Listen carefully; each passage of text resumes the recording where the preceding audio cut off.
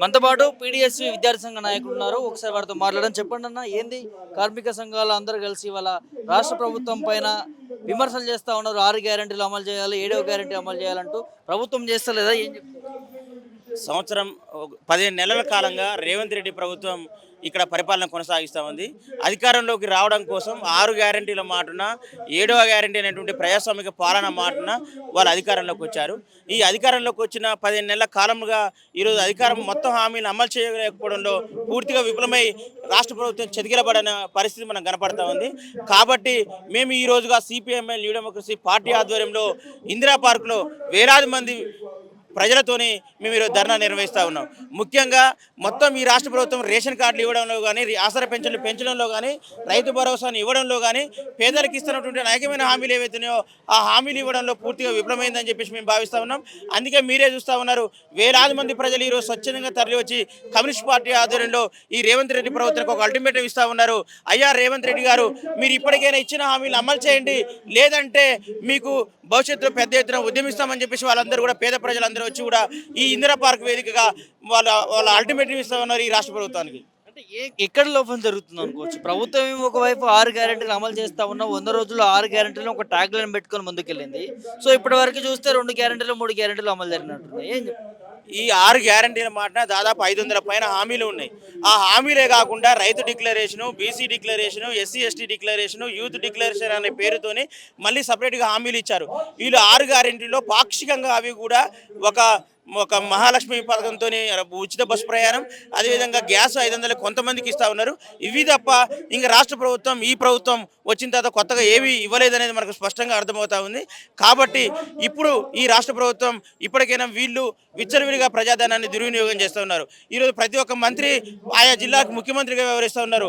ఒక్కొక్కరు హెలికాప్టర్ మీద ప్రజాధనాన్ని తిరిగి మొత్తం ధనాన్ని మొత్తం కూడా వృధా చేస్తున్న ఒక స్థితి మనం కనపడతా ఉంది.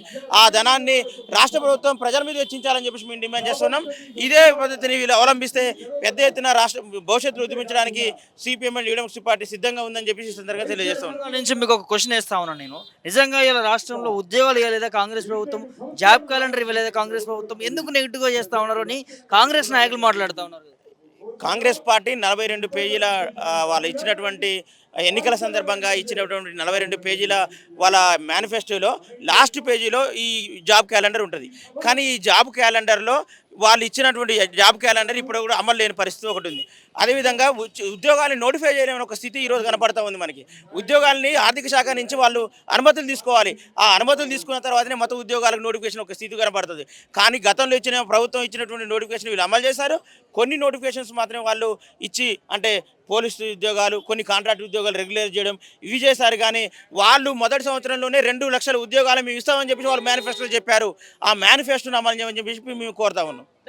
ఉద్యోగాల విషయంలో ప్రభుత్వం ఫెయిల్ అయింది. ఉద్యోగాల విషయంలో ఫెయిల్ అయింది, ప్రజలకు ఇచ్చిన హామీల్ని అమలు చేయడంలో ఫెయిల్ అయింది. ఈ రాష్ట్రంలో ఉన్నటువంటి రైతులు, మహిళలు, విద్యార్థులు, యువకులు, అన్ని వర్గాల ప్రజలు ఈరోజు రాష్ట్ర ప్రభుత్వం మీద చాలా పెద్ద ఎత్తున అసంతృప్తిగా ఉన్నారని చెప్పేసి ఈ సందర్భంగా మేము తెలియజేస్తున్నాం.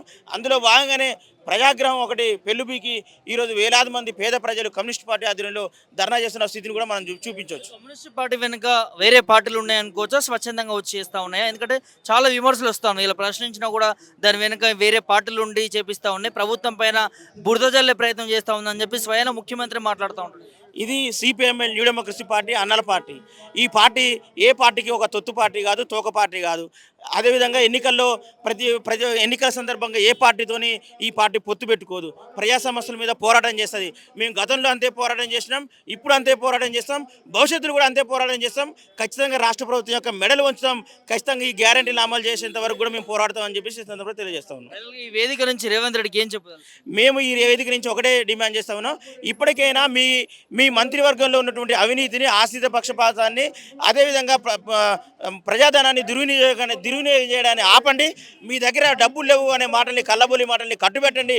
ప్రజలకు ఇచ్చిన హామీల్ని మీరు అమలు చేయండి అని చెప్పేసి ఈ సందర్భంగా మేము డిమాండ్ చేస్తున్నాం.